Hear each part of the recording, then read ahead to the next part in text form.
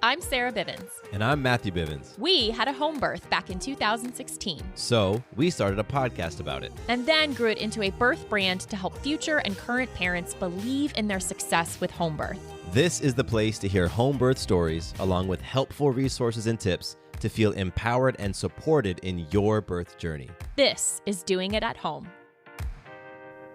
Greetings, loved ones, and welcome back to Doing It at Home. I'm Sarah. I'm part of the dynamic duo that is Sarah and Matthew of Doing It at Home. We're so thrilled to have you here. Thank you for listening. Thank you for being a part of this space and this community.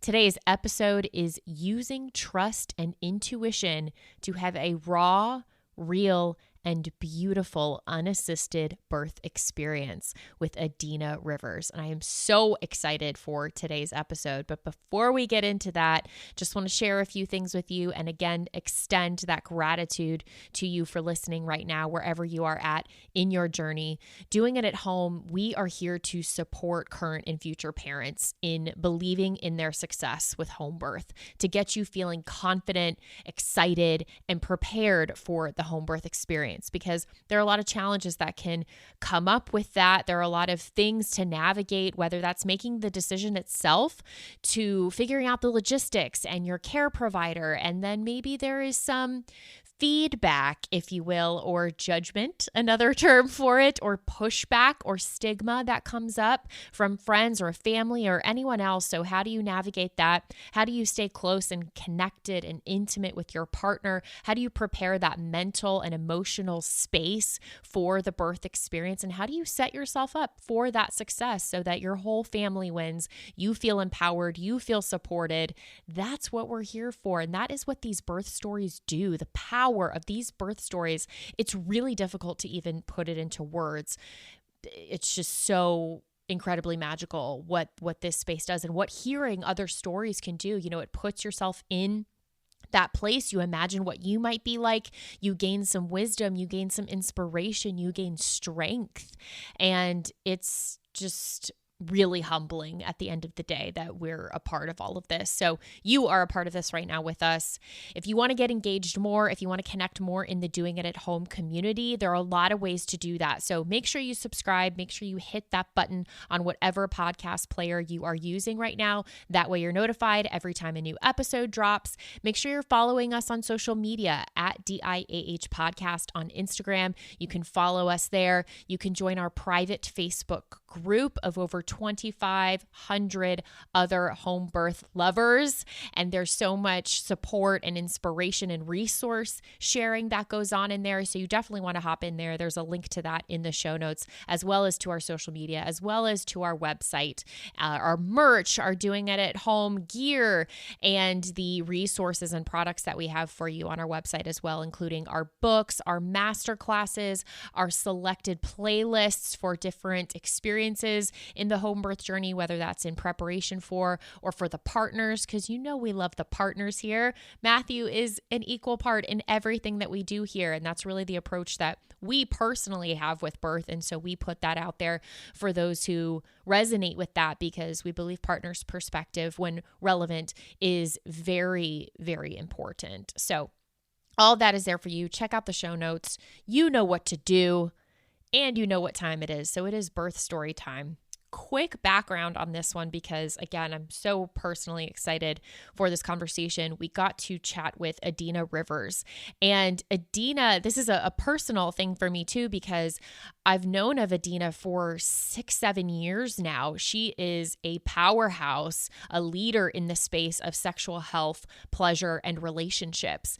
I mean, this woman has over 300 million people watching her YouTube videos, over 400,000 people on her newsletter list. She's been featured in Forbes magazine, Cosmopolitan, and I've just been aware of her and knowing of her for years. And then to see recently her move through a pregnancy and home birth experience, it was such an honor to now be able to share that experience on this platform and to make that connection and to just create magic in this conversation. And that's certainly what we did. So Adina is a force and such a powerful presence. And I'm really excited for you to hear her story. I'm not going to give any of it away. Just know that it's awesome. And I'll share with you a couple of main topics that we cover.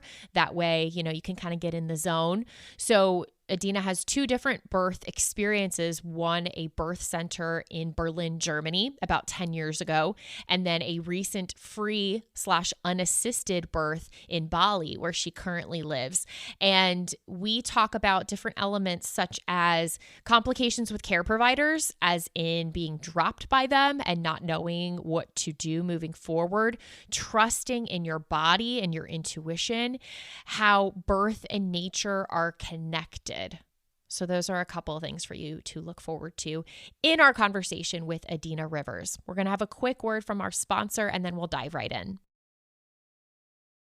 Hi, Adina. Welcome to the podcast. How are you? Thank you very much for having me. I'm doing very good. Tired a little bit, but I'm doing good. What a great description. I feel like so many mamas could say that right now, or in exactly that space, like tired, but really good. Exactly. Adina, we're so grateful that you chose to hang out with us today. So thanks for carving out the time. Yeah, absolutely. I love what you guys are doing and really looking forward to this conversation as well. Yes, this is personally really magical for me just to have this connection. I feel like the synchronicity of it all and to be here right now in this moment creating is just so beautiful. So I want to acknowledge that. And I would love for you to share, and you can kind of start wherever you feel like the best place to start is, because you know best, but how birth in particular and home birth, is part of your journey, but where that kind of comes up for you, like before you had children, did you have ideas of what birth would be like for you, or what kind of formulated your thoughts and opinions around birth? Well, actually, I never thought about children. Oh, okay. So I never thought about birth. I was such a free spirit all my life. My original idea was when I was 18 to just adopt children, because I always thought about all the children in this world that don't have parents. I was like, why would I bring more children into this world if there are so many who need a helping hand, who are already on this planet?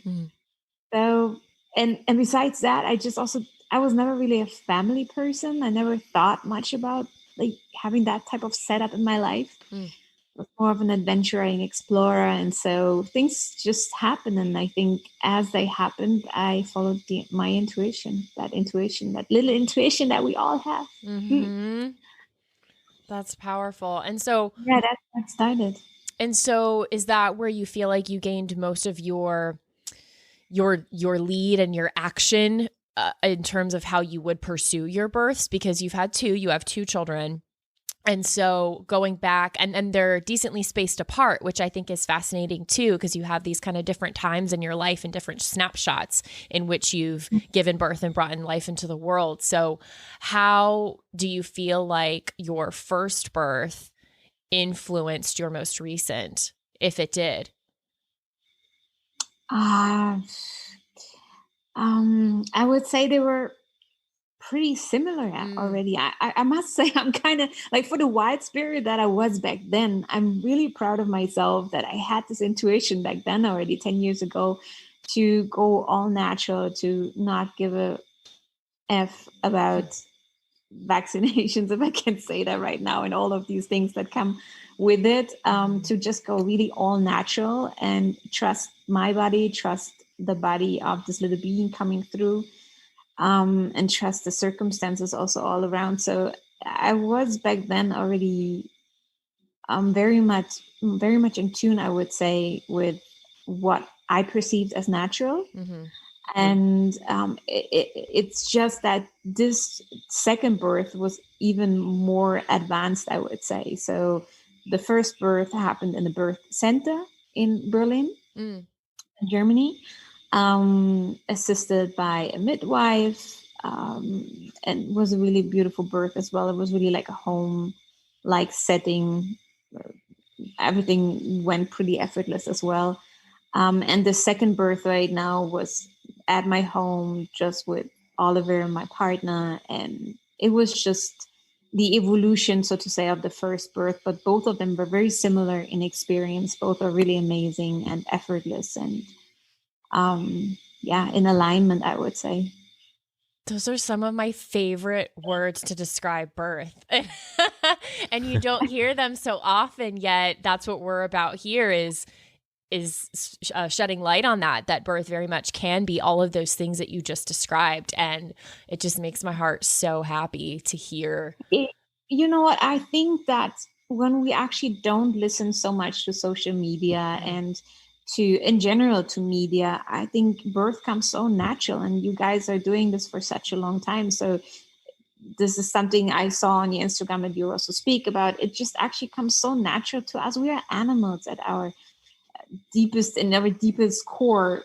We're not much different from animals. And so we are overthinking so many things. It's just such a natural part of us. I wonder why it actually has come to the point that we have to medicalize everything, and that we don't trust our bodies anymore. Our bodies are literally designed to do this. And me, I've never been really much of a thinker. I've always just followed my intuition, no matter what it was in life. May that be business or my body or diet. It's just always been about intuition. What feels good to me? What comes natural to me right now in this moment? And that's how I went about it. So I didn't really read much back then. I didn't know anything about birth. It was just natural and clear to me that I don't want to go to a freaking hospital to give birth. It's just like, why would I go to a hospital? There's like people who are sick, and that's not a place where I want to give birth to a fresh new human being. So it wasn't really much of a spiritual decision, or that I was so spiritually attuned. It was just really the way it had to be for me. Adina, when you had your son 10 years ago, you said you were in Berlin. I'm curious, what was the birth climate like 10 years ago in Berlin? I mean, you were at a birth center. Were those common? And did you know other people who were giving birth outside of hospitals? That's a great question, because the birth environment has entirely changed, obviously, right? Like 10 years ago, it was still natural that you would have a midwife and that you would have these birth centers. If I would be in Berlin right now, things are entirely different. I even spoke to the same midwife that I had for my birth 10 years ago. Excuse me, that's my dog. And she said that everything has become so difficult for her to operate, and to even pay her bills properly, to work in harmony with doctors and with hospitals and so on and so forth. It's really hard for her right now to maintain her little business that she has as a midwife. But back then it was really natural and easygoing. Doctors would refer me to a midwife. There was a huge list of people I could reach out to when it came to midwifery. So it was entirely different, much more easy than it is right now. Oh, that's interesting. But also, I mean, I cannot really compare it that much, because I mean, I'm in Bali right now. Bali is also a completely different setup. Yeah. But I can only tell you from my experience here in Bali, it's crazy how intense the C-section is here in Bali. It's about 60%, I would say. Wow. Yeah, that is very high. I mean, a lot of countries are high, and I think that's one of the highest I've heard. Yeah, I mean, I would also say that you don't really hear the true statistics as they really are in each country. I don't think that it's always that clear and clean. I think it's much higher than it's actually being advertised or that the statistics show. But definitely here in Bali, and knowing how the hospitals work here, it's super high. That makes sense. And it's all based on money. Yeah. How was Oliver, your partner, in the process of pregnancy and birth and in preparation and kind of supporting you and following your intuition? Oh, he has always supported me. That's beautiful. 100%. In the second pregnancy, and the first one, it was really me who said, like, look, I don't want to go to a hospital. I want to go to a birth center. I want to have a midwife. I don't want to have a doctor around me. No bright lights, nothing of that. And he just followed along, so to say. He didn't really have much of a big opinion back then, but just trusted me.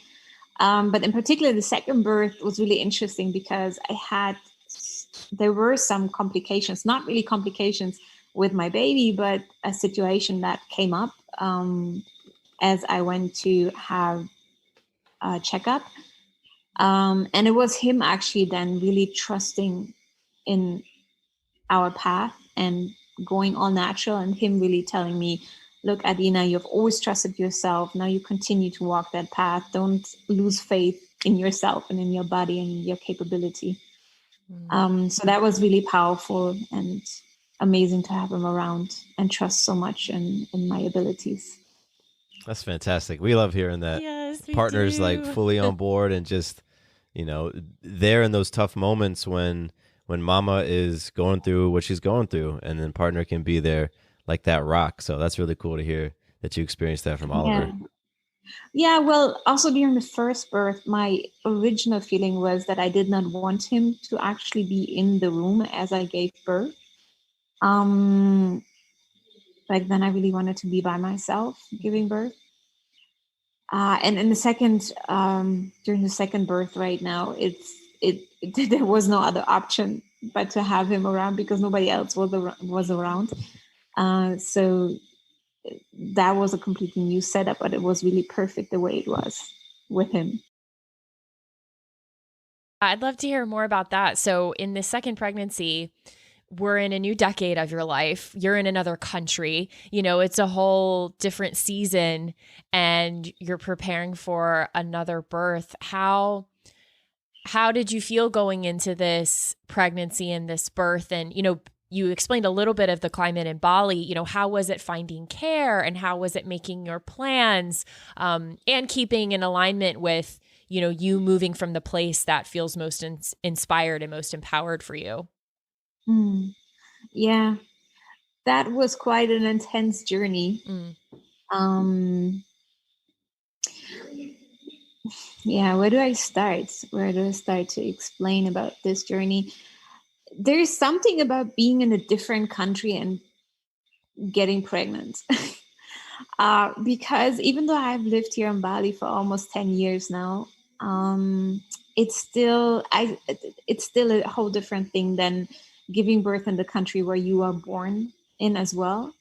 So for me, getting pregnant here, I had some requirements in the beginning that I told Oliver. I said, like, first of all, I don't want to have twins because I was really scared of getting pregnant with twins.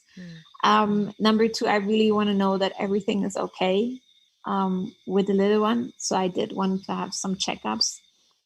And I just wanted to know that I would have a good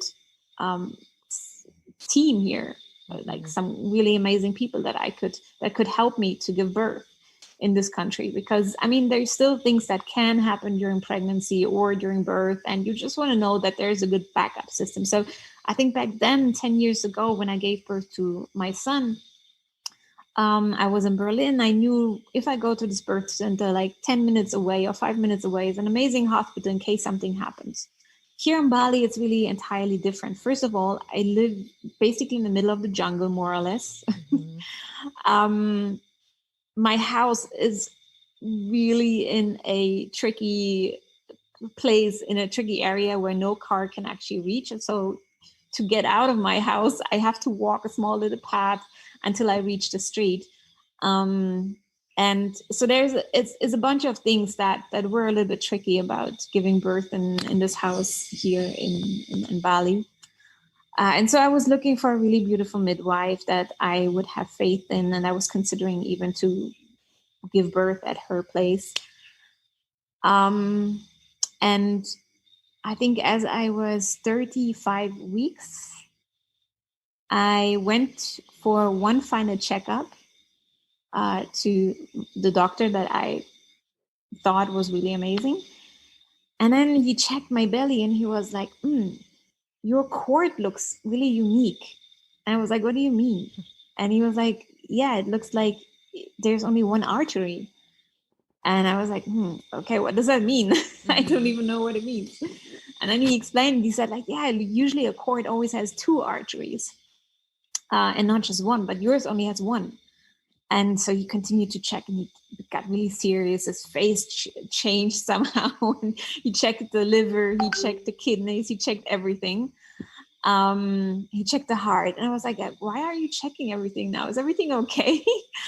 And he was like, yeah, usually when babies have only one artery, the chances that when it's being born, it's going to have a heart attack or that it can die are pretty high. And I was like, I almost, I almost fainted over there when I heard that, because everything was perfect up until this point with my pregnancy. And I was like, all right, okay.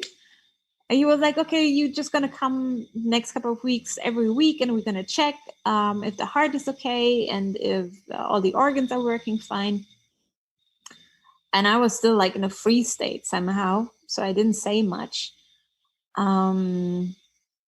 And then we sat down at the end of our meeting, and he said like, okay, also no more home birth. You have to go to a hospital now with this condition. I was like, okay. All right. Still in this freeze mode, I went out of the office, the doctor's office, called Oliver, and told him, look, the doctor just found there's only one artery in my cord, and it means this and this and this. And then I burst out into tears. And he was just so peaceful on the phone. He said, look, just calm down right now. We're going to figure out what this whole situation means, and then we're going to find a solution for this. Up until this point, I had already found a really amazing midwife who came to my house to always check my belly. And a week later, I went to her place and I told her, look, I want to tell you something that the doctor shared with me. I hope you don't freak out. I hope everything is going to be all right. So I told her that one artery situation. And at first she was peaceful. And then later that day she called me and she said, look, I cannot take you anymore. You have to find yourself a new midwife. Oh, wow. And then she told me, look, I already spoke to other midwives that I know here in Bali, but none of them is going to take you anymore because you have this condition. And then I called another friend of mine and asked if I can go to a birth center here, a really famous one, from a woman called Ibu Robin. It's called Bumi Sehat here in Bali. It's internationally also very famous. And even they said they would not take me anymore. So basically all the birth centers declined me. All the midwives declined me. No one would take me anymore. So I was entirely on my own at 35 weeks in Bali. And all that seemed left to me with this condition of a one artery baby was to go into hospital. And I was just freaking out because I was like, that's the last thing I want to do. You don't want to go into a hospital in Bali. It's really not the best standard. It is great. They're doing their best, like they do in every country, but the medical system here is just really not up to date. And I knew that the situation is also the moment you go into a hospital, chances are really high that they get you into such a mode that it's going to end up in cesarean. Right. Mm-hmm. So here in Bali, you even go to the hospital, they give you, it's kind of like a hotel setting here. You go to the hospital, you when you want to give birth there, and then they give you the options. You have the option that you can rent this room and that room, like a first class room or a second class room. You pay in advance. And then they ask you, do you want to have cesarean or do you want to have normal birth? So, and even they even give you the option, if you take cesarean now, you pay 50% less. If you have a cesarean and you actually intend to have a natural birth, but then you end up having to go for a cesarean, you pay double the price. Oh my gosh. gosh. So in fact, it's actually better for you to right away choose the option for a cesarean because it's only half the price. Wow. Deals out there. All What a the hustle. hospitals here in Bali. Wow. So yeah, I went to the hospitals here, and with the situation of the lockdown and Corona and everything, everybody looked like a freaking zombie in the hospitals. So it didn't really feel comfortable to be there. I freaked out already, and I told Oliver, I cannot give birth here. I cannot be here. I can't even breathe here right now. So how can I give birth here? Yeah. And it was that moment, actually, that day when I went out of the hospital and I told Oliver, fuck it. I just don't want to be here anymore. I'm going to trust my body right now. I'm going to do it at home. If nobody's going to support me, if I won't find anybody, fuck it. It's just going to be you and me, and we're going to do this together. And that was the end, so to say, of the visits to doctors and visits to hospitals. And it was actually exactly what I needed. So even though it really freaked me out that all the midwives declined me, which is also because of the system here in Bali, we could go deeper into that, but I don't want to talk about too much about the system here. I don't want to offend anybody, but it's like everywhere in the world, there is a medical system, and the medical system is not always clean and clear, right? There's a lot of things that happen behind the curtain. So yeah. So yeah, we decided then to give birth here at the house, and everything went smooth and good and easy. And just the way I hoped it to be, actually. Oh my goodness. That's incredible. That's a lot of stuff to process, especially that far into your pregnancy, and so many factors. And then for you to just take that stand for yourself, for baby, for Oliver, for your whole family, I just think is really inspiring. And I know someone right now, depending on the situation, it doesn't have to be the same, but might be at a place like that in their journey, like where it's time to take that stand. And it might not be, exactly like yours. Okay, we're going to do it at home despite this, and this, and care providers dropping me. It might be to change care providers, or it might be to tell a certain family member that they are not invited or welcome in the birthing space. And, just all these tough things of conflict and grappling within ourselves that pregnancy and birth can bring to the surface, because they're such revealing, transformative experiences. And so I know that someone right now is resonating with that move that you took, that stand that you took. So thank you for sharing that. Well, it's about trust. It's always about trust, right? I mean, that is the most amazing thing that birth can bring to anybody. It's about fucking trusting. And for me, the situation just really pushed me to the edge. I had to trust. In the end, I had no other choice. So that was the really interesting situation about this birth and this pregnancy. I had no other option anymore. The hospital just simply wasn't no option for me. And I'm really grateful in the end that it happened the way it happened, actually, because it allowed me to trust myself even more and to have some really interesting conversations. I did have a doula, but as you know, doulas are not allowed to do anything that has to do with taking action on the body. So they're really there just for mental support, for emotional support. I did have a doula though, and we spoke with each other. I told her the situation. She said, look, I'm going to be there for you during the birth if you need me, but I can't do anything, but I'm going to be there for mental and emotional support. We did have a conversation also about birth and death. What would you do if something would happen indeed to the baby, right, when it's born? Like, can you handle the fact, if you take this decision to birth at home, you're not capable of getting out of your house in time because your house is so hidden, because the next hospital is 1 hour away. Can you deal with possible consequences, unwanted consequences? And that was a really interesting conversation for me to have, which is like a conversation about death, actually.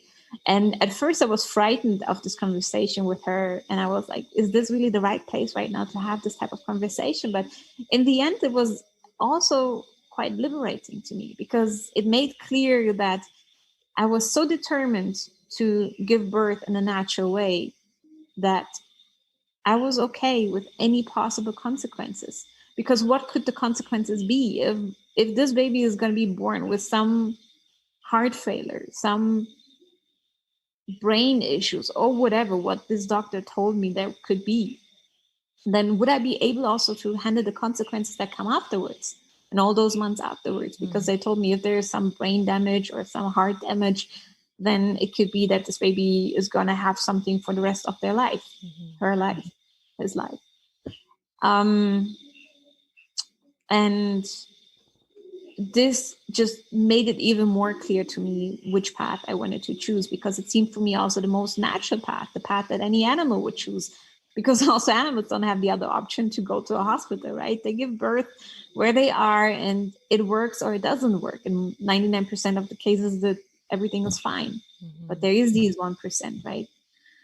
What I just didn't enjoy so much is, and I would change that if I would ever give birth another time, one more time in my life, I would probably avoid going to regular checkups or to have my baby checked at all, because I think it only confuses women, and it might lead to even more issues, I would say, than not checking at all and just really trusting the body, because the body knows what it's doing. We have been doing this for forever, right? This is like the most natural part of us. We give birth. That's what we came here for, reproduction. Yeah. And so I think that for a third round, that's what I would prefer, because this really freaked me out. Going to this doctor scaring the fuck out of me by telling me there's only one artery. And in the end, my little baby girl, she's the healthiest, strongest baby girl you can ever imagine. And Oliver told me, you know what, maybe nature designed it perfectly. Maybe she's even stronger than all the others, because there's only one artery, and this one artery is maybe bigger and set up in a different way. Nature always adjusts, right? And who are we to believe that everything has to be in a certain way to be perfect? Yeah. And I think the way most doctors act and react is not in alignment how nature actually works. Nature is perfect. In most of the cases, 99% of the time, everything is perfect. And we make so many complications around this topic of birth that it confuses women. And then they have all these issues during pregnancy. And then doctors tell them, now you need a cesarean. And no, actually not. Nature handles everything. Yeah, you're sharing. It really makes me think of the different approaches you can take to something like childbirth, where one approach is all about what can go wrong and how can we prevent all the things that are going to go wrong, and the focus ends up being on what's going to go wrong.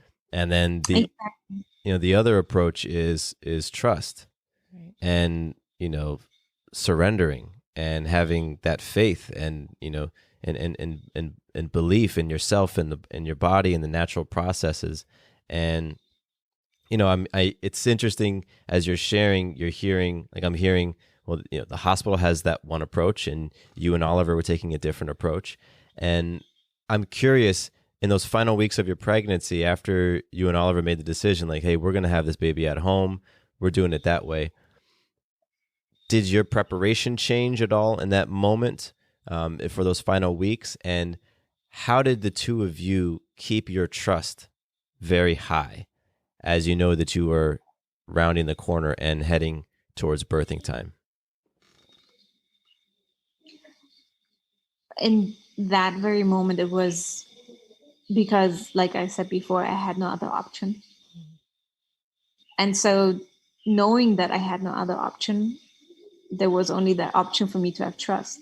And so truth of the matter is that I didn't prepare anything. I just really went with the flow every day. I kept believing into what I felt before I went to the doctor's office, and before he told me, you have only one artery and your baby might be in danger of dying during birth. That's what he told me, which is insane. Why would you tell a woman who is pregnant? Why would you tell her that? A woman who is pregnant only needs to hear amazing things about her body, not the possibilities of death and the possibilities of disruption during birth. And so I think what gave me the biggest confidence was to take the decision, to take the leap of faith to not go anymore to the doctor's office, while actually he told me, now you have to come every week so we can check that everything is all right. And to just really say, okay, stop all of that chit chat from the outside and let's just really go, just the two of us, and we believe in our path right now. We're not going to talk anymore to anybody, which is what I did. I stopped talking to my parents. I stopped talking to anybody. I didn't tell anybody about the situation of this one artery. And I just went full on into it. I think that's what I did. Yeah. So step number 1, I didn't go to the doctor anymore. Step number 2, I didn't tell anybody about the situation, to not get any opinion from anybody else. Yeah. Because everybody obviously, and especially around birth, everybody has their own opinion and everybody wants to put it on you right away, right? Yeah. So I didn't tell anybody anymore, and I stayed basically home for the last couple of weeks. Didn't talk to many people anymore, and just did my thing. Did sport every day, ate well, took care of myself, and that was that. Beautiful. And so your birth itself, how did you know it was beginning? And kind of walk us through a little bit of that if you could. Yeah. She started with light contractions. Contractions that I thought weren't contractions. And then they advanced pretty quickly. At that point, Oliver actually said to me, you know what, I think we're still going to have a lot of time, because last time, Jonah, the water broke and then it took another 10 hours until he was actually born. And so he thought it would be similar, so that it builds up slowly. But from the moment that these contractions started until actually Nala was born, it was only 1 hour and 45 minutes. So it was really quick. My wow. goodness. That was super quick. Wow. Okay. Yes, I'm here. I'm so excited. Yeah, that was really quick. And I think she chose it this way. Nala chose it this way because in the last week, I think in the last 2 weeks, I found then one midwife, a really local midwife, who said she would support me during birth. Wonderful. I did not tell her about the one artery because I was scared she would drop me too. But she didn't make it to the birth because it happened also quickly. Oh, wow. So I sat in the bathtub and the contractions got stronger really quickly. And then Oliver was like, I think he freaked out a little bit because everything advanced so quickly. And he was like, sure. Shouldn't we just call the midwife now? I think someone should be here. We cannot be alone here. Then I told him, or I didn't tell him really properly because the contractions were so strong already. I just said, yeah, do whatever. And so he called her. But she came, I think, about 1 hour after Nala was born. And didn't realize that Nala was already here when she arrived. She was like, okay, where is she? Where is the party happening? Yeah. And Oliver was like, but she's already here, so no worries. Wow. No, so I was in a bathtub and everything got really intense. I was in different places. Oliver was just running around with the towels all over. He was freaking out because he realized, fuck, we're going to do this alone. Oh, wow. And so he just put the towels everywhere because we were in one room and this one room is connected to my bathroom. So he put the towels all over the floor because the water dropped out. Everything dropped out, as you can imagine. And then I went to the bathroom finally, and I was like, I just looked back to Oliver. I was like, Oliver, I think, can you see the head already? I think I feel the head already. And he was like, oh, holy cow. We're here alone. Nobody's here. Can you wait a little bit more? I was like, no, I can't.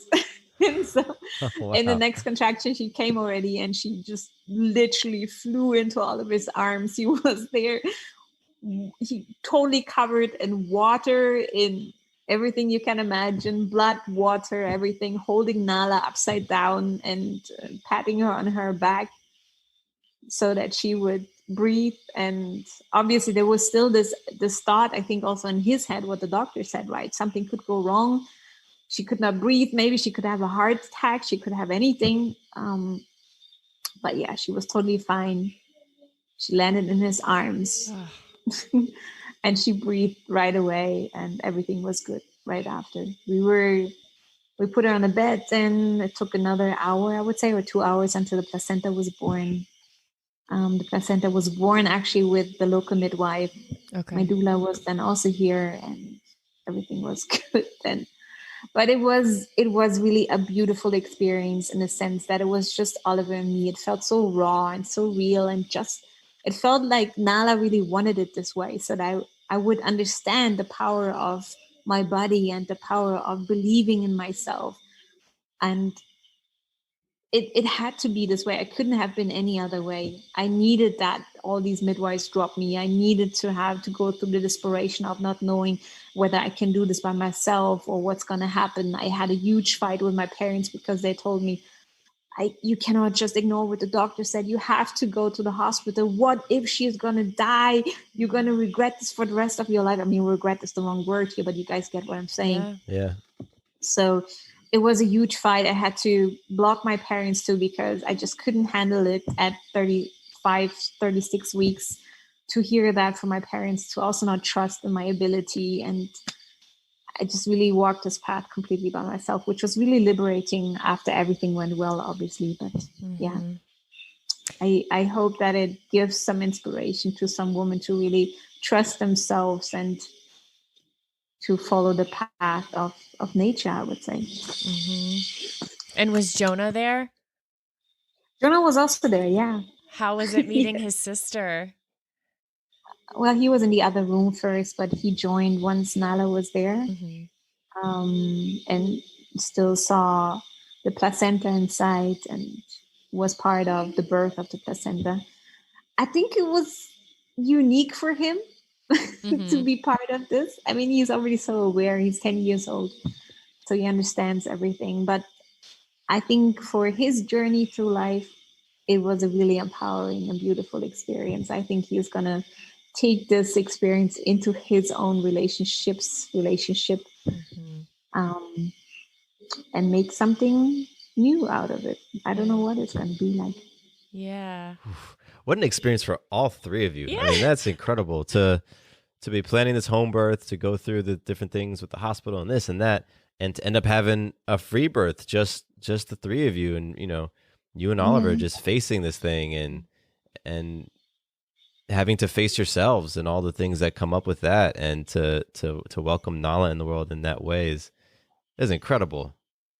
Wow. Yeah, I mean, and I have mad respect for women who decide right away to go for free birth. Yeah. That's incredible, really. But I think there is nothing, now that I've experienced it, there's nothing more empowering than doing it really by yourself, entirely by yourself.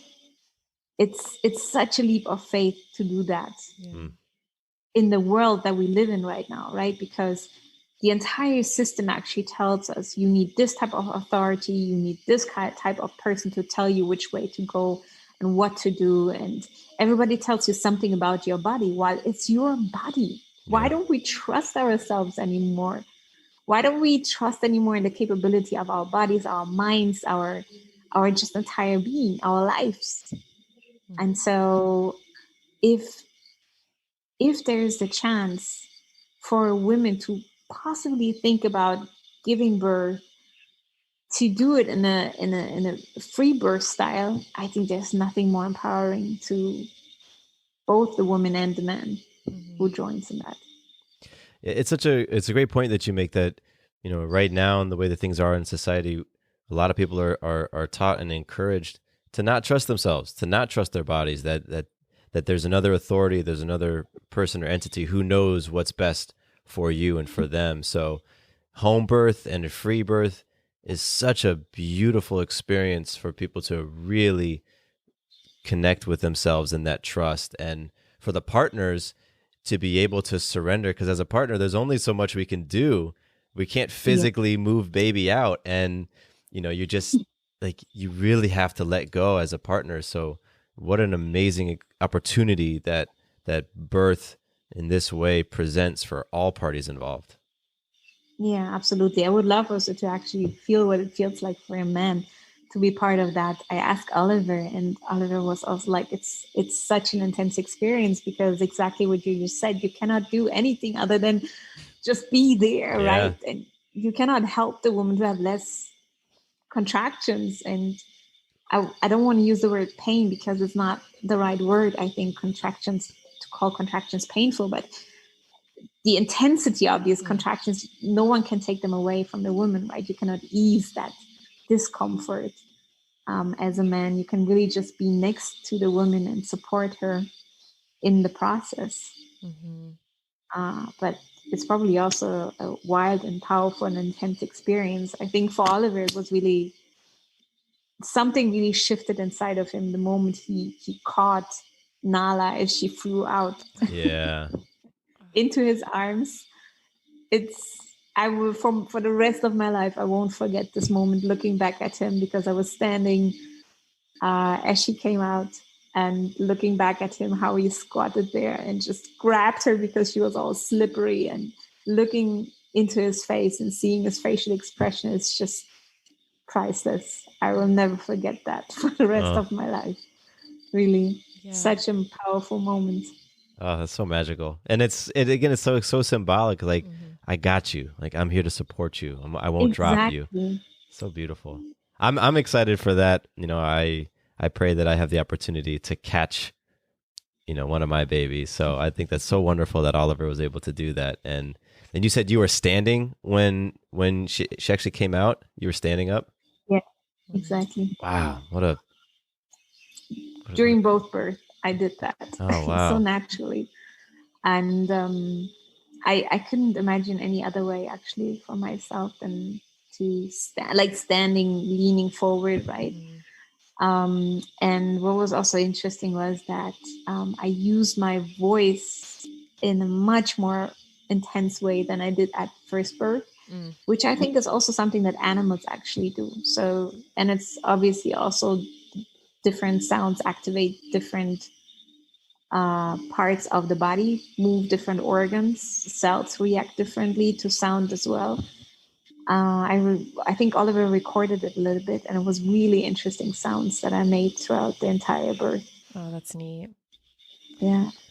My last question for you, Adina, is you mentioned the liberating aspect of this experience, and just with who you are, I experience you as a fully integrated being in what you do and what you put out into the world and what you create. So I'm just curious, I know this is still new, 3 months in, but if you've already been able to see how that experience and the liberation aspect of it, how it's influencing you in terms of what you do in your work and how you're going to be moving forward in whatever you create here on out. Are you seeing the nuances of that? Or are you feeling any differently or more evolved in how you approach the work that you do and what you put out into the world? Not really at this moment. Gotcha. Not really that I can see any differences. I think the biggest impact in regards to a shift in my personality was when Jonah was born, which was 10 years ago. That was really the point in my life where I entirely changed the way I lived, the way I saw life, the way I ate, the way I treated my body, because just before Jonah was born, basically with the conception of Jonah, I changed my life. But just before that, I was hardcore partying, doing drugs, alcohol, en masse. It was really a crazy lifestyle that I had. And with the conception of Jonah, everything changed. I changed my friends. I changed the places I would go to, the events I would visit. No more partying as I did it before. Not that I didn't enjoy it, but it's just I had a completely different focus. So I would say the biggest shift happened 10 years ago, which was also why I had moved to Bali. And Nala is just a completely different aspect. She came for a different reason into my life. But what I do want to say is that I believe when birth happens in really peaceful circumstances, and I guess you guys are talking about this a lot also in your podcast with other women and men, the babies seem to be so peaceful. Like, one thing I can see and realize is that Nala is so freaking peaceful, barely crying, only when she really has some discomfort, really open to everybody, smiling at everybody. I don't know if there's a correlation between the way we're giving birth and the character that then starts to shape and form, but it does make sense to me. that it affects the entire being, how it came into this world, and in which arms it landed, and what type of lights there were, the energy all around. I just think it really has a huge influence on the character of the little being coming into this world. We agree. Oh yeah, absolutely. Wholeheartedly. We hear correlations in the stories that are shared on this podcast, and patterns from how baby was even in the belly, in the womb, like the mannerisms and different things, and then absolutely with the way baby was born. So I believe it. Yeah. Adina, thank you so much for being with us, for sharing your energy, your story. I'm so grateful, and I know so many will be inspired and will get something out of your story that they can connect with or look at differently, and maybe ask themselves some questions to build that trust and to trust that intuition that you talk about. I think it's within all of us. And, pregnancy is a really great time to be reflective and to be inward and to look at that for yourself. So I feel so full and complete. Yeah. Thank you so much, Adina. Yeah, I think it's amazing what you guys are doing, that you're putting this together and putting this out into the world. It's so needed right now. And just from the journey that I took, I think it's really helpful also for all those women in doubt, actually. As I for myself can only say that it would have been tremendously of help for me during my first pregnancy, to have someone that I can listen to, someone who's sharing their experiences, so that it would have been more easy for me to take the path that I took naturally then, but I would have been more supported on my path. So it's really amazing that you guys are doing this. Thank you very much.